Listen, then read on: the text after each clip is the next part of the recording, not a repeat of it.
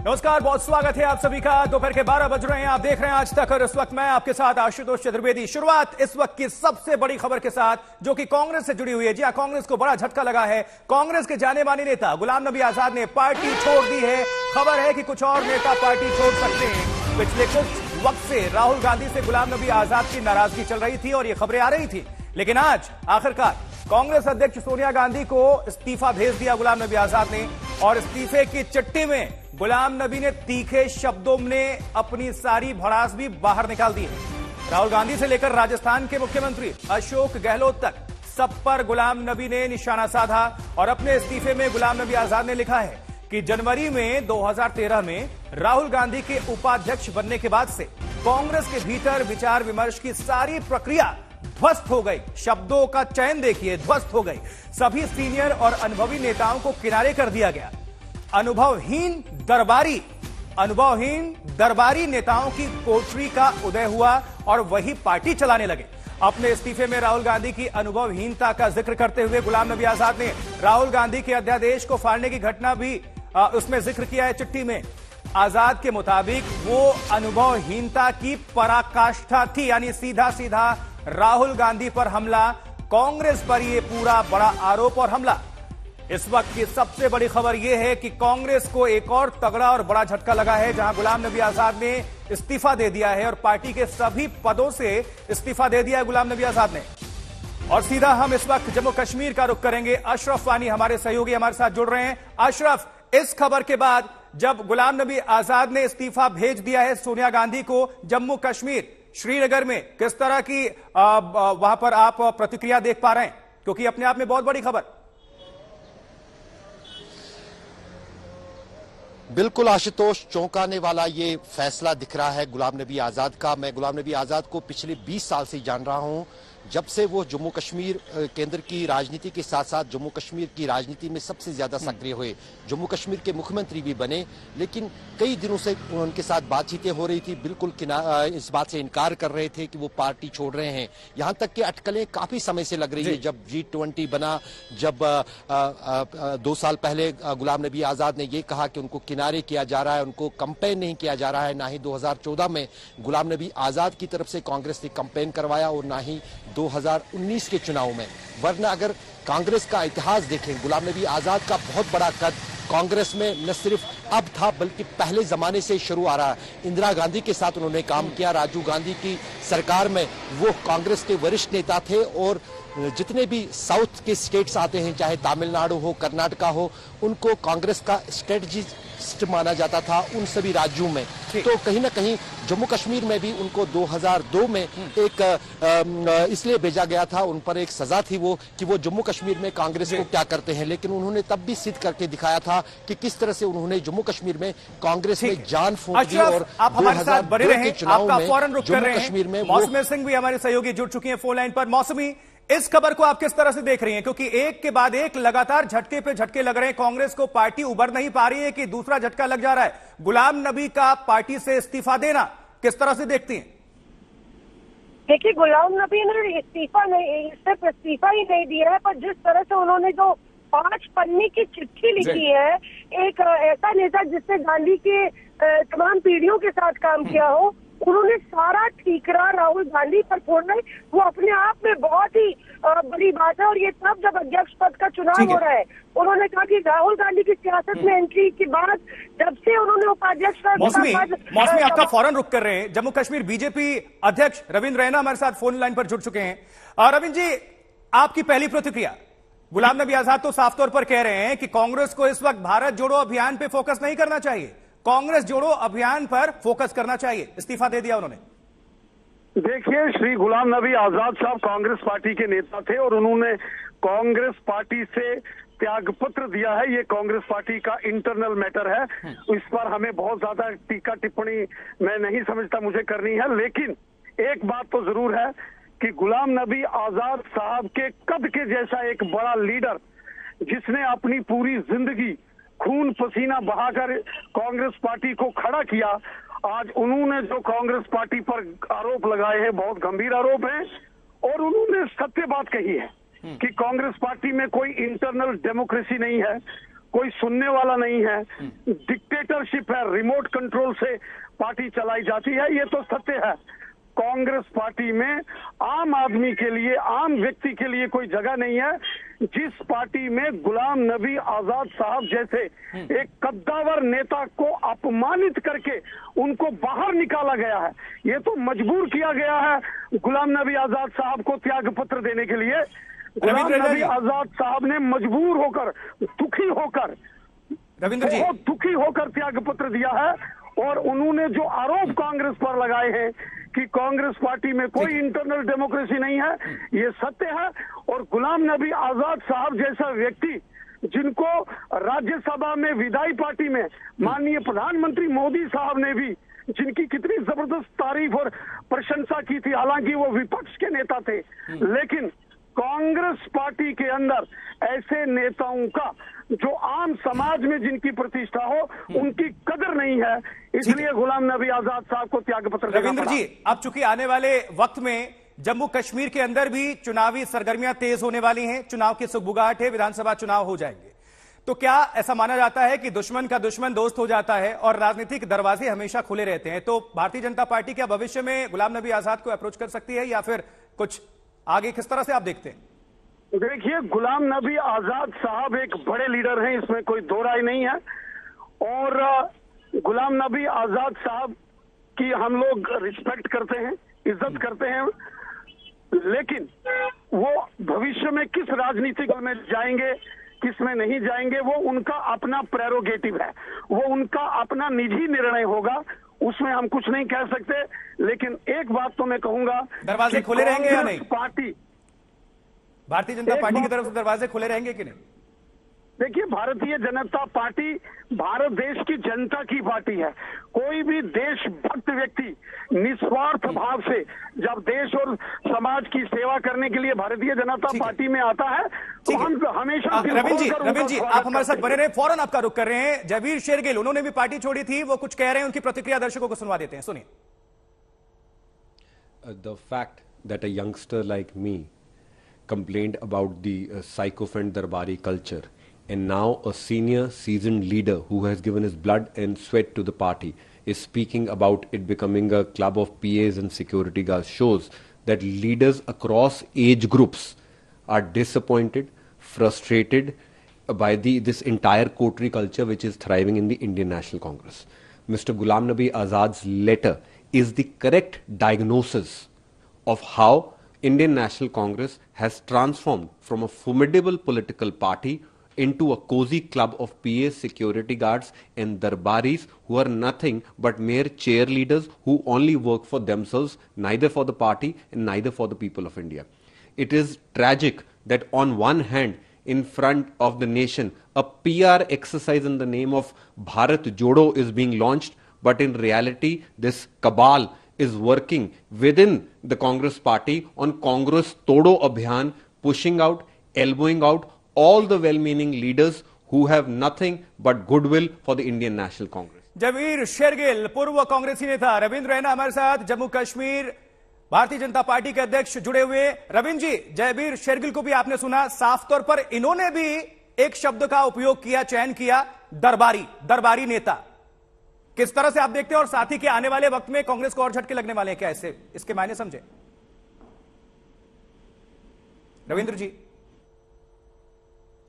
चलिए दोबारा हम संपर्क करने की कोशिश करेंगे, लेकिन आपको थोड़ा हम फ्लैशबैक में लेके जाते हैं, किस तरह से पार्टी छोड़ते गए हैं लोग। इनको जरा देखिए, ये बड़े कद्दावर नेता रहे हैं कभी कांग्रेस की तरफ से। देखिए, इसमें पीसी चाको का नाम शामिल है, सुष्मिता देव का नाम शामिल है, जयंती नटराजन आपको याद होंगी, रीता बहुगुणा जोशी, भारतीय जनता पार्टी का इन्होंने दामन थाम लिया। अब इसमें ताजा एंट्री है गुलाम नबी आजाद की, अमरिंदर सिंह, आरपीएन सिंह, जितिन प्रसाद, ज्योतिरादित्य सिंधिया, हेमंत विश्व शर्मा, और सब कहीं भारतीय जनता पार्टी में अच्छे पदों पर बैठे हुए हैं। इस वक्त घाटी का रुख करेंगे, जम्मू कश्मीर का। इस वक्त अशरफ वानी हमारे सहयोगी लगातार वहां से जुड़े हुए हैं, जानकारी साझा कर रहे हैं।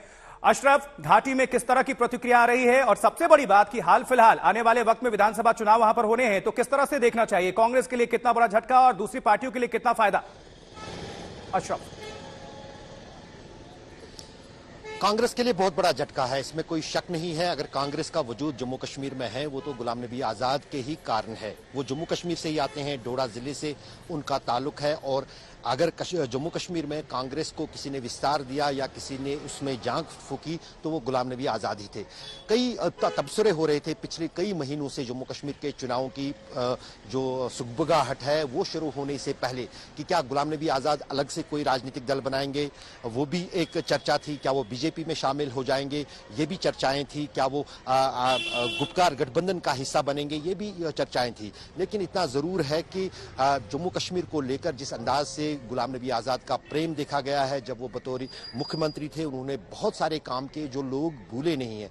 2008 तक जो उन्होंने काम किया बतौर मुख्यमंत्री जम्मू कश्मीर का, और उसके बीच भी जब केंद्र में वो मंत्री थे तब भी जम्मू कश्मीर की ओर उनका नर्म काफी रुख हुआ था, क्योंकि वो जम्मू कश्मीर से ही हैं। तो जाहिर है कि जो कल जो जिस अंदाज से गृह मंत्री ने जम्मू कश्मीर पर एक उच्च स्तरीय बैठक ली जिसमें जम्मू कश्मीर के उपराज्यपाल थे और वहां पर यह फैसला लिया गया कि जितने भी लोग यूएपीए के तहत अलग अलग जेलों में बंद है उनके उन केसेस को रिव्यू किया जाएगा, तो वो साफ संकेत था कि कहीं ना कहीं जेलों से कुछ लोगों को छोड़ा जाएगा जम्मू कश्मीर में चुनाव होने से पहले।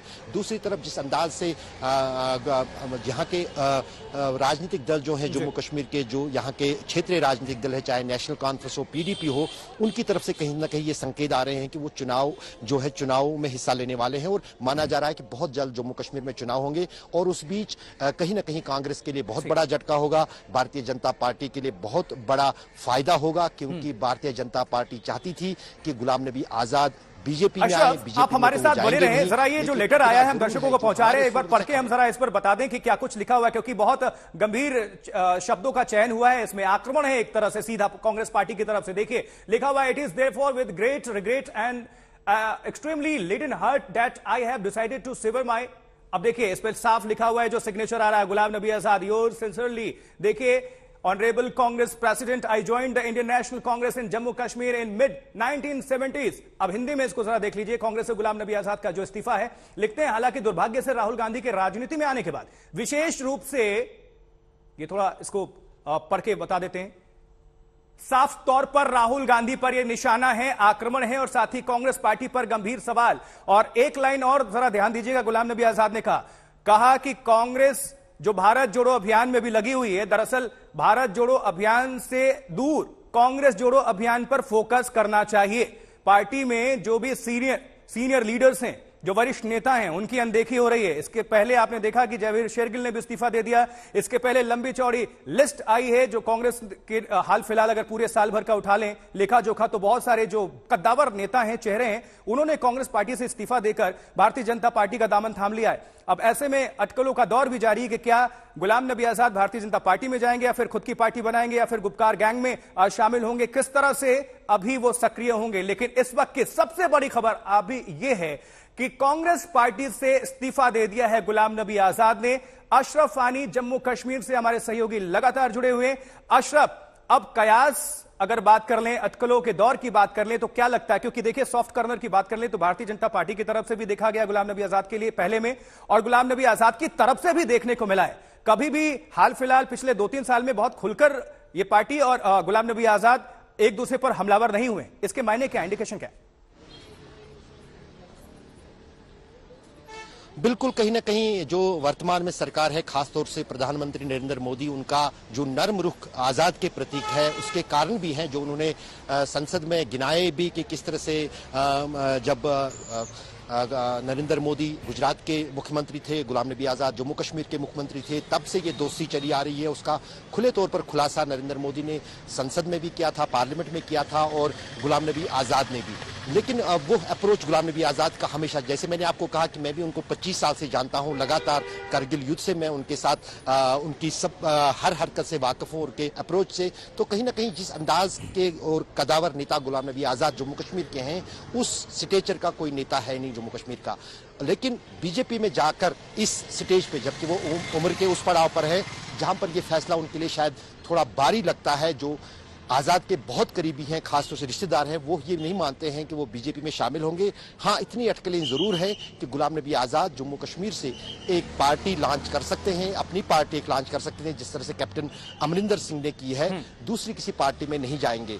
ये सबसे बड़ी जो है जो बात जम्मू कश्मीर से खुल के आ रही है, और वो हो सकता है कि जम्मू कश्मीर के आने वाले चुनाव में बतौर नई पार्टी जो है भाग ले सकते हैं और उनको काफी सपोर्ट मिलेगा। और दूसरी जो परेशानी यहाँ पर क्षेत्रीय दलों के लिए हुई है, ये माना जा रहा है कि अगर आप हमारे साथ बने रहे हैं, आपका हम रुक कर रहे हैं, लेकिन एक दर्शकों को हम वो वीडियो दिखा रहे हैं जब राज्यसभा से वो रिटायर हो रहे थे, क्या कुछ भावुक हो गए थे और बयान उन्होंने दिया था, हम जरा आपको सुनवाते हैं, और तालियां बज रही थी पीछे से।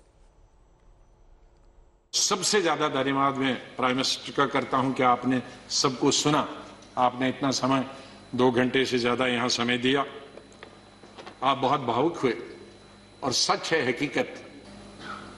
और विशेष रूप से आपने और माननीय प्रधानमंत्री जी ने जिस तरह से भावुक होकर मेरे बारे में कुछ शब्द बताए, मैं बड़ी सोच में पड़ गया कि क्या कहूंगा।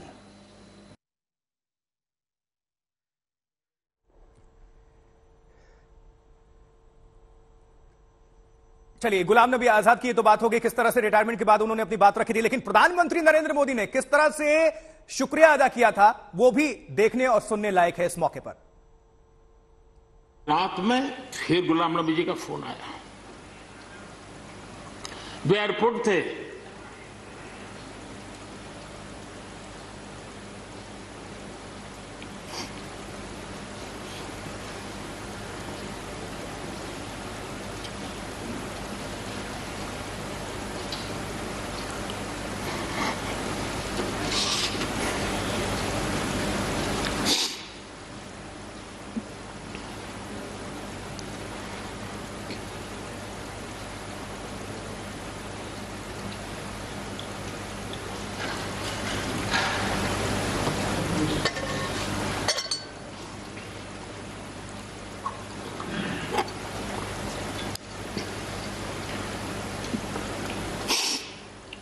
सॉरी, उस रात को एयरपोर्ट से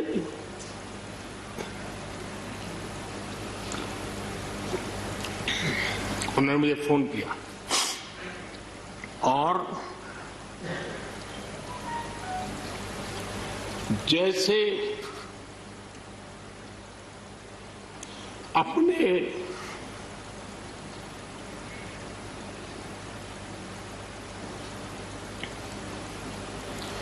परिवार के सदस्य की चिंता करें,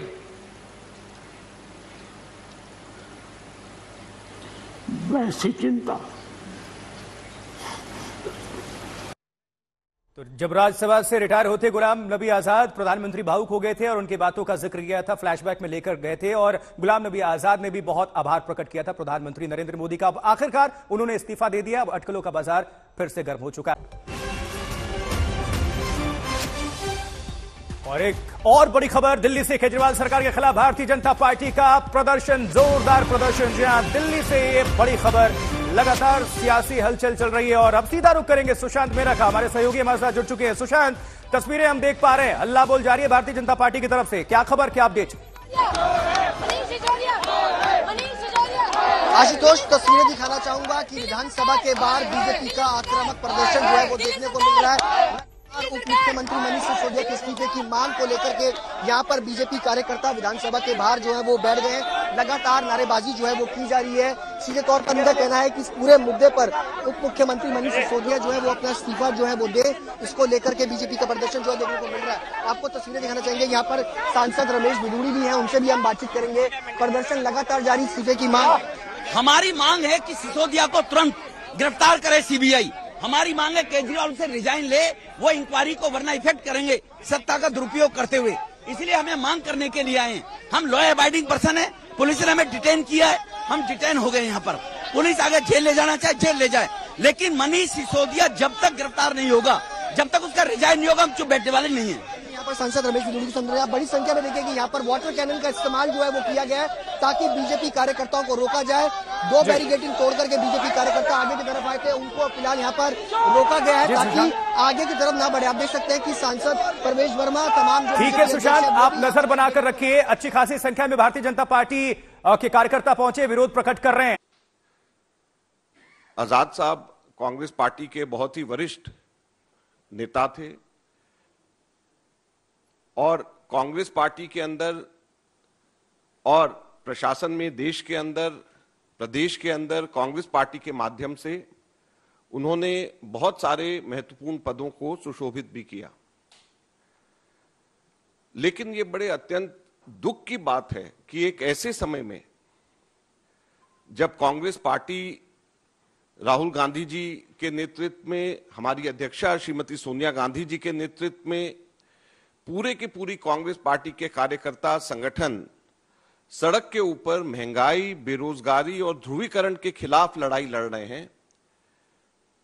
हम लोगों ने 4 सितंबर को महंगाई पर हल्ला बोल की राष्ट्रीय रैली हम लोगों ने दिल्ली में रामलीला मैदान में रखा है और 7 सितंबर को भारत जोड़ो यात्रा, जो कि महंगाई, बेरोजगारी और ध्रुवीकरण के खिलाफ, भाजपा के खिलाफ सीधी सीधी लड़ाई है।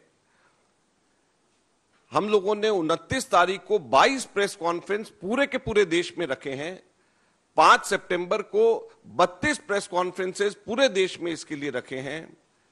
दुख की बात यह है, अत्यंत दुख की बात यह है कि गुलाम नबी आजाद साहब ने ऐसे समय में कांग्रेस को छोड़ने का और इस लड़ाई के अंदर साथ छोड़ने का फैसला किया है। हम ये उम्मीद करते थे कि यह लड़ाई जो जनता के मुद्दों के लिए हम लड़ रहे हैं, महंगाई के मुद्दों के लिए लड़ रहे हैं, बेरोजगारी के मुद्दों के लिए लड़ रहे हैं, ध्रुवीकरण के खिलाफ लड़ रहे हैं और कांग्रेस पार्टी सबसे प्रमुख विपक्षी पार्टी होने के नाते लड़ रही है। इसमें भी कोई दो राय नहीं है कि राहुल गांधी जी सबसे मुखर नेता अगर कोई पूरे देश में है जो विपक्ष की आवाज है तो वो राहुल गांधी है। तो ऐसे समय में हम ये उम्मीद करते थे कि गुलाम नबी आजाद साहब जैसे वरिष्ठ नेता कांग्रेस के कार्यकर्ताओं के साथ मिलकर के विपक्ष की आवाज और जनता की आवाज को अपना बल देते। दुख की बात यह है कि वो इस आवाज के अंदर अपना हिस्सा नहीं बनना चाह रहे। ये बड़े दुख की बात है। इतना ही हम लोग आज इसके ऊपर कहना चाहेंगे। अब जयराम रमेश जी इसके ऊपर प्रतिक्रिया करेंगे। शुक्रिया Ajay. We have read the letter of very senior veteran Congress leader Shri Ghulam Nabi Azad ji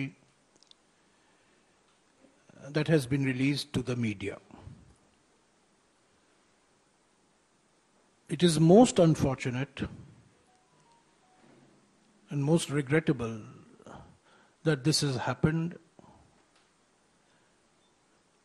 when the Congress President, Srimati Sonia Gandhi ji, Shri Rahul Gandhi ji, and the entire Congress Party organization across the country is engaged in confronting, combating, fighting the BJP on issues of महंगाई, on issues of बेरोजगारी, and on issues of polarization. The entire Congress Party organization in the last couple of weeks has been involved in preparing for the Mehngai Par Halla Bol rally at Ramlila Maidan on September 4th, which will be addressed by Shri Rahul Gandhi ji. 22 press conferences have been scheduled across the country on the 29th of this month. The Bharat Jodo Yatra launch will take place on the 7th of September from Kanyakumari. Finalization of that launch is also underway. And 32 press conferences have been scheduled across the country to project the message of the Bharat Jodo Yatra. So at a time when every congressman and every congresswoman is involved in ensuring that the Mehngai Par Halla Bol rally will be a success, and every congressman and congresswoman wants to be a Bharat Yatri, wants to walk along with Shri Rahul Gandhi ji on this 3,500 kilometer long Bharat Jodo Yatra. It's most unfortunate, most regrettable that at this point of time, we have had to read this letter that has been released to the press. That's all we want to say for the moment. Tomorrow, Ajay Maken ji will address today's scheduled press conference on the liquor policy of the Delhi government. Thank you. Farooq Abdullah को सुनिए। फारूक अब्दुल्ला भी बोल रहे हैं, आपको सुनवाते हैं। होगा या जिन्होंने आज तक रजिस्टर नहीं किया है वोटिंग में, उनको रजिस्टर करना चाहिए। ये बहुत जरूरी है कि वो रजिस्टर करें अपना नाम, और जब इलेक्शन आएंगे तो हिस्सा ले। बाइकआउट वाइकआउट करने की बात छोड़ दें, वो बात गई। आज तशख़्ख़ुस की बात है, कैसे हम उस तशख़्ख़ुस को बचा सकेंगे, वो जम्मू हो या कश्मीर हो। बिल्कुल, शुक्रिया। नेशनल कॉन्फ्रेंस नेता फारूक अब्दुल्ला को भी आप सुन रहे हैं। उसके पहले कांग्रेस की तरफ से प्रेस कॉन्फ्रेंस अजय माकन और जयराम रमेश को आपने सुना किस तरह से अपनी बात को रखा गया पार्टी की तरफ से। लेकिन इसके पहले गुलाम नबी आजाद ने इस्तीफा दे दिया है और इस्तीफे की तस्वीर भी आपको हम भेज रहे हैं, जो चिट्ठी उन्होंने बहुत सारे आरोप लगाए हैं, हमला किया है एक तरह से राहुल गांधी पर और कांग्रेस पार्टी पर। आजाद की चिट्ठी सीधा राहुल पर निशाना। और चलिए इस पर और ज्यादा जानकारी हासिल करने के लिए अशोक सिंघल हमारे साथ, हमारे सहयोगी, हमारे संवाददाता जुड़ चुके हैं। अशोक, अब इस्तीफे के बाद किस तरह की प्रतिक्रिया आपको देखने को मिल रही है, चाहे वो घाटी की बात कर लें या भारत के और हिस्से से? देखिए, अभी कांग्रेस की प्रतिक्रिया ऑफिशियल तौर से अजय माकन और जयराम रमेश ने दी। उन्होंने बड़ी सदी हुई प्रतिक्रिया दी इसके ऊपर कि ऐसे मौके पर जब राहुल गांधी कांग्रेस महंगाई, बेरोजगारी, इन तमाम चीजों के खिलाफ, ध्रुवीकरण के खिलाफ, बीजेपी के खिलाफ लड़ाई लड़ रहा है, पूरे देश में रैली करने की कोशिश प्लान किया है रामलीला मैदान में, और प्रेस कॉन्फ्रेंस करेंगे देश भर में। ऐसे मौके पर गुलाम नबी आजाद ने इस्तीफा दिया कांग्रेस से, ये बहुत ही दुर्भाग्यपूर्ण है।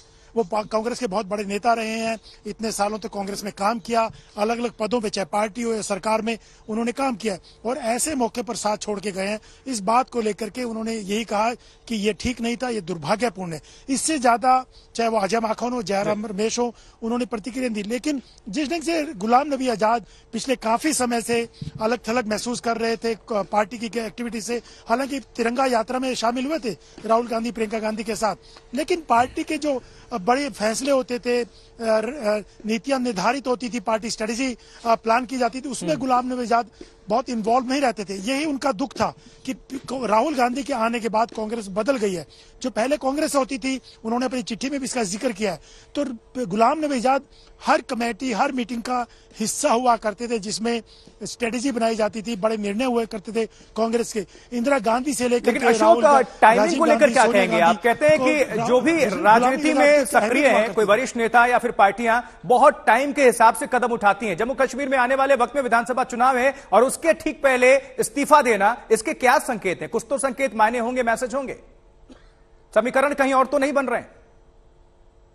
बिल्कुल, देखिए संकेत, देखिए बिल्कुल, और हम थोड़ी देर पहले जो दिखा रहे थे प्राइम मिनिस्टर और गुलाम नबी आजाद का, जब गुलाम नबी आजाद रिटायर हुए थे, राज्यसभा में उनका आखिरी दिन था, तो प्राइम मिनिस्टर ने जो उनके बारे में बोला, काफी इमोशनल भी हो गए थे, और आजाद साहब ने उसका रिस्पॉन्ड जो किया जिस ढंग से, तो उसी वक्त क्यास लगने शुरू हो गए थे। कहीं ना कहीं बीजेपी के साथ नजदीकियां हैं, प्राइम मिनिस्टर के साथ नजदीकी, और जो दिखाई दिए थे तेवर, जो भाव दिखाई दिए थे राज्यसभा में, तो लग रहा था कहीं ना कहीं आजाद साहब अब बीजेपी की तरफ जा सकते हैं। और एक खास बात और है, जो उनका मकान है साउथ एवेन्यू लेन में, जिस मकान में बहुत सालों से वो रहते आए हैं मंत्री के नाते, एमपी के नाते, वो मकान भी आजाद साहब ने अभी तक कंटिन्यू किया हुआ है। जबकि 2 महीने के बाद छोड़ना पड़ता है बड़ा मकान, गेस्ट अकोमोडेशन ले सकते हैं, लेकिन बीजेपी ने उनको खाली नहीं करवाया। तो कहीं ना कहीं ये तमाम चीजें दिखाई देती है कि बीजेपी के प्रति उनकी निकटता और बीजेपी की उनके प्रति निकटता। अब जम्मू कश्मीर में चुनाव है और तमाम चीजें हैं, तो बीजेपी के कई नेताओं के साथ अच्छे रिलेशन रहे हैं, चाहे अरुण जेटली रहे हो, और प्राइम मिनिस्टर ने तो साफ तौर से उस दिन अपनी भावनाओं का उद्गार आजाद साहब को लेकर किया ही था राज्यसभा में, वो सबके सामने था। तो राजनीति संभावनाओं का खेल है, और संभावनाओं को देखते हुए जम्मू कश्मीर के चुनाव हो या सेंटर की पॉलिटिक्स हो, आजाद साहब ये कहा नहीं जा सकता कि हो सकता चले जाएं बीजेपी के साथ निकटता को देखते हुए, क्योंकि अभी भी बीजेपी के बहुत से नेताओं के साथ आजाद साहब के अच्छे रिलेशन रहे और बहुत सॉफ्ट स्पोकन माने जाते हैं। और राहुल गांधी को लेकर जिस और राजनीति में अशोक हमने हमेशा देखा कि कल जिससे कटुता है वो कल फिर दोस्त बन जाता है, और जो दोस्त होता है वो कल दुश्मन। हमने बिहार में भी देखा और इसके पहले भी हमने देखा। लेकिन अभी भारतीय जनता पार्टी से खासकर पिछले 2-3 सालों की अगर हिस्ट्री उठा लीजिए तो सॉफ्ट कॉर्नर दोनों तरफ से रहा है, इसके अपने आप में कुछ संकेत होंगे। दूसरी बात कि भारतीय जनता पार्टी की तरफ से अभी कोई प्रतिक्रिया नहीं आई है। शीर्ष नेतृत्व की बात कर लें। नहीं, बीजेपी अभी प्रतिक्रिया आएगी जरूर बीजेपी की तरफ से, लेकिन बीजेपी इतना कहेगी कि ये पार्टी का उनका अपना अंदरूनी मामला है। लेकिन इतना भी कह सकते हैं कि एक के बाद कांग्रेस पार्टी के नेता छोड़ के जा रहे हैं, तो कहीं ना कहीं कांग्रेस की स्थिति ठीक नहीं है, कमजोर हो रही है, डूबता हुआ जहाज है कांग्रेस। ये तमाम चीजें बीजेपी की तरफ से आ सकती हैं, लेकिन बीजेपी सदी हुई प्रतिक्रिया उस पर देगी। और आजाद साहब को लेके कि पार्टी उनको क्या चाहती है नहीं देती, वो एक पार्टी जब तय करेगी तब बोलेगी। लेकिन अभी पार्टी की तरफ से उस टाइप की प्रतिक्रिया नहीं, एक सदी हुई प्रतिक्रिया जरूर आ सकती है बीजेपी की तरफ से कि वो पार्टी का अंदरूनी मामला है। कांग्रेस में नाराजगियां हैं शुरू से, कहीं अभी हार्दिक पटेल ने अशोक बताया, आप हमारे साथ बने रहें। एक बड़ी खबर आ रही है इसी से जुड़ी हुई, इस्तीफे के ठीक बाद पहला बयान जम्मू कश्मीर से देखिए आ गया है गुलाम नबी आजाद का। कह रहे हैं समर्थकों से कि इंतजार करिए, हम जम्मू कश्मीर आ रहे हैं। इसके मायने समझिए, जम्मू कश्मीर में विधानसभा चुनाव होने हैं और उसके पहले इस्तीफा, इसलिए बार बार इस पर फोकस। आप समझिए, कह रहे हैं समर्थकों से हम जम्मू कश्मीर आ रहे हैं। गुलाम नबी आजाद का यह पहला स्टेटमेंट, पहला बयान, इस्तीफे के ठीक बाद गुलाम नबी आजाद की यह पहली प्रतिक्रिया सामने आई है। अपने समर्थकों से कह रहे हैं कि हम जम्मू कश्मीर आ रहे हैं। इसके कई मैसेज हैं, कई संकेत हैं।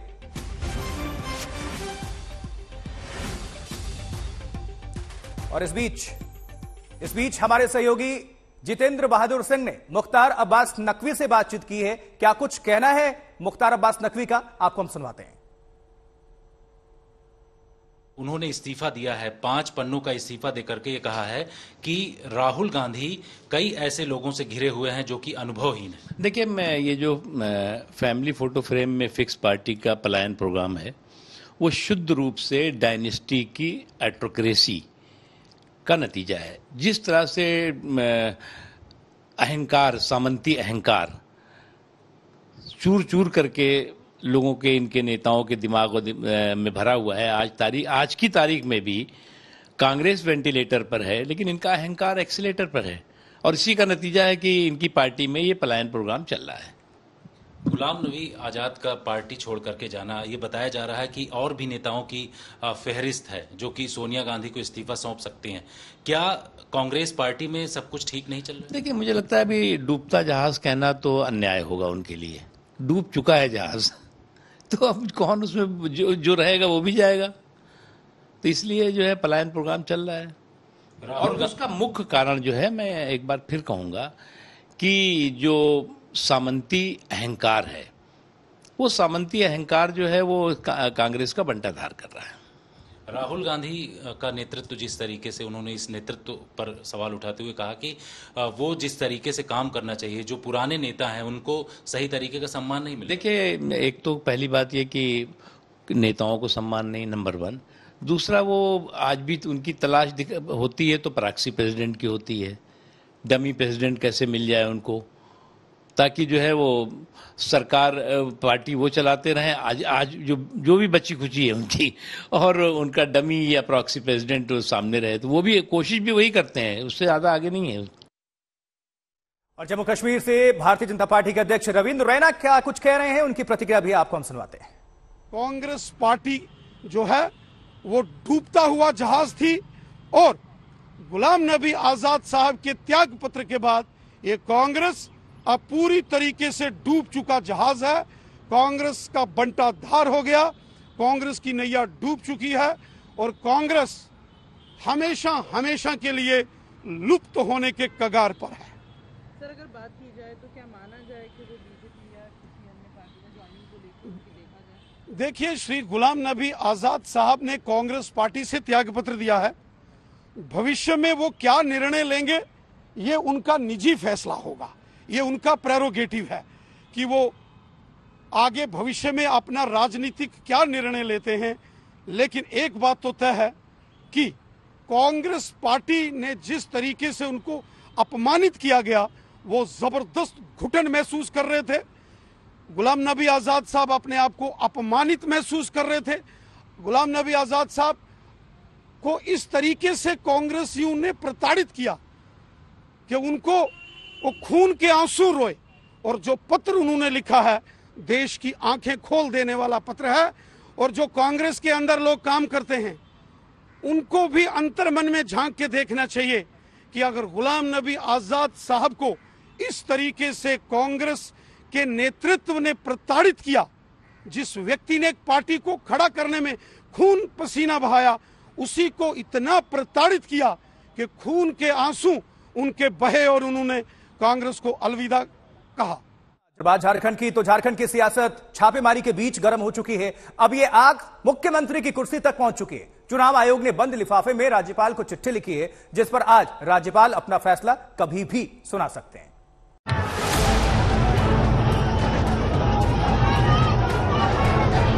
क्या झारखंड का मुख्यमंत्री बदलने वाला है? क्या हेमंत सोरेन की कुर्सी चली जाएगी? अगर हां, तो कौन होगा झारखंड का मुख्यमंत्री? दिल्ली से राज्यपाल रमेश बैस रांची क्या पहुंचे, सुगबुगाहट तेज हो गई, क्योंकि चुनाव आयोग ने बंद लिफाफे में जो राय भेजी है वो हेमंत सोरेन सरकार के लिए खतरे की घंटी है। चुनाव आयोग ने झारखंड के मुख्यमंत्री हेमंत सोरेन की विधानसभा सदस्यता को रद्द करने की सिफारिश कर दी है। आखिरी फैसला राज्यपाल को लेना है। झारखंड मुक्ति मोर्चा भ्रष्टाचार के दलदल में बनी हुई एक पार्टी है और जो इलेक्शन कमीशन ने जो फैसला किया है, जो आपके माध्यम से पता चल रहा है, भारतीय जनता पार्टी के केस को उसने सही साबित किया है। और सदस्यता हो जाने के बाद मेरा आग्रह होगा मुख्यमंत्री जी से कि अब भ्रष्टाचार की सीमा को समाप्त करें। उधर हेमंत सोरेन के घर पर हलचल तेज हो गई, बैठकों का दौर शुरू हो गया, आगे की रणनीति पर मंथन होने लगा। वहीं भारी संख्या में समर्थक सीएम आवास के बाहर जश्न मनाते नजर आए। इस बीच हेमंत सोरेन ने ट्वीट कर विरोधियों पर निशाना साधा। संवैधानिक संस्थानों को तो खरीद लोगे, जन समर्थन कैसे खरीद पाओगे? हैं तैयार हम। जय झारखंड। चुनाव आयोग ने झारखंड के उपराज्यपाल रमेश बैस को एक याचिका पर अपनी राय भेजी है। बीजेपी की ओर से दायर इस याचिका में मुख्यमंत्री हेमंत सोरेन को खुद को एक खनन पट्टा जारी करके चुनावी कानून का उल्लंघन करने के लिए एक विधायक के तौर पर अयोग्य घोषित करने की मांग की गई है। चुनाव आयोग ने बंद लिफाफे में अपनी राय राज्यपाल को भेजी है। हेमंत सोरेन को जनप्रतिनिधि कानून 1991 की धारा 9A के उल्लंघन का दोषी पाया गया है, इसलिए उनकी सदस्यता रद्द होने की बात कही जा रही है। मुख्यमंत्री की जो 191(9)A के तहत इनकी सदस्यता तो जानी ही चाहिए, साथ ही साथ जो एक्ट करता है इसको डिबार भी करनी चाहिए। दूसरा, हम लोग ने जो मेमोरेंडम दिया था उसमें 191(9) के तहत इसकी सदस्यता और डिबार। दूसरा, पीसी एक्ट। तो मेरी महामहिम से अनुरोध होगा, अरे महामहिम ग्रुप को अधिकार, इसमें किसी चुनाव आयोग से परमिशन लेने की जरूरत नहीं है। महामहिम अविलंब इस पर पीसी एक्ट केस करके माननीय मुख्यमंत्री पर पीसी एक्ट का भी केस लागू नहीं होना है। जब तक रिपोर्ट नहीं आता है, खुलासा नहीं होता है, तब तक कोई भी कहना, कोई भी कुछ कहना गलत होगा। चलो, बुलाया गया है क्या? विधायकों की